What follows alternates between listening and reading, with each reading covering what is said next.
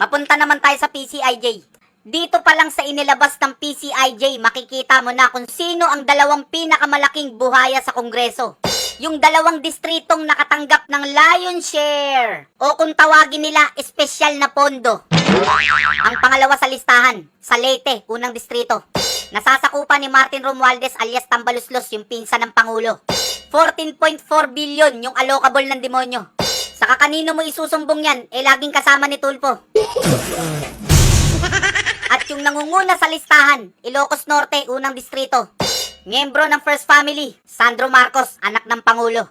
15.8 billion yung allocable ng Batang Demonyo.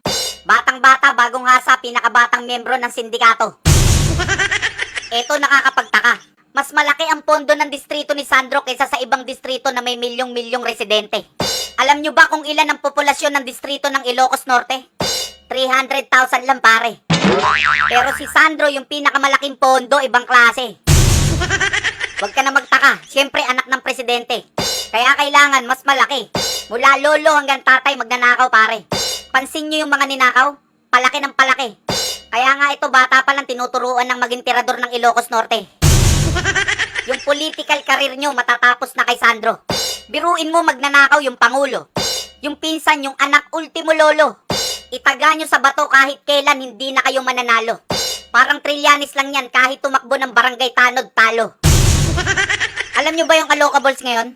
Tinuturing na DPWH pork barrel. Kasi nga nakapaloob yan sa president budget. Kaya tingnan mo yung Kongreso tahimik, hindi nila matakil. Kasi nga yung unang-unang tatamaan yung Pangulo, habang yung mga tao nag-i-struggle. Kaya nga yung PCIJ binansagan tong dalawa na to, mga hari ng pork barrel. Diba ginawa ng unconstitutional yan? Ang kapal talaga ng mga mukha nito, yung pork barrel labag na sa konstitusyon yan.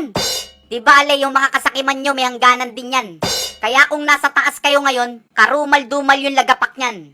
Tandaan nyo yung tadhana parang Bombay pag naningil ng kasalanan. Malaki interes nyan.